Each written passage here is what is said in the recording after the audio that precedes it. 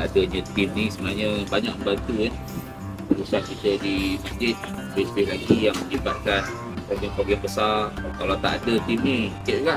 Kita nak mengharapkan rela je, kadang tak ni juga. Tapi adanya tim ni yang banyaklah bantu kita dalam urusan yang melibatkan trafik, pokok tumbang, harapan lah yang harapan kita agar tim ni dapat dijaga dengan elok.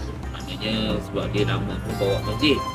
Untuk latihan-latihan tu saya kira kita boleh deal lah. Sama ada dengan bomber boleh, dengan polis boleh, dengan rela boleh. Untuk kita ambil basic-basic lah. Kalau berlaku kebakaran, kita ada basic untuk peringkat awal sebelum bomber sampai, kita boleh selesaikan. Kalau macam pokok tumbang dah ada kebakaran lah, nak potong kan. Ular-ular masuk tak? Ular masuk kan, beramah mesra lah. Kumpulan kita ni dengan jemaah. Program yang diadakan di kalangan kita utamakan. Maknanya ambil lah macam mana pun supaya yang pertama sekali kita eratkan ukhuwah kita lah. Bistus naik kekuatan kan. Jadi walau macam program macam mana pun kita support kan. Jadi mudah-mudahan benda ni akan terpercik lah kepada masyarakat lain yang kita sedang bina benda ni, dan orang lain nampak dan mereka juga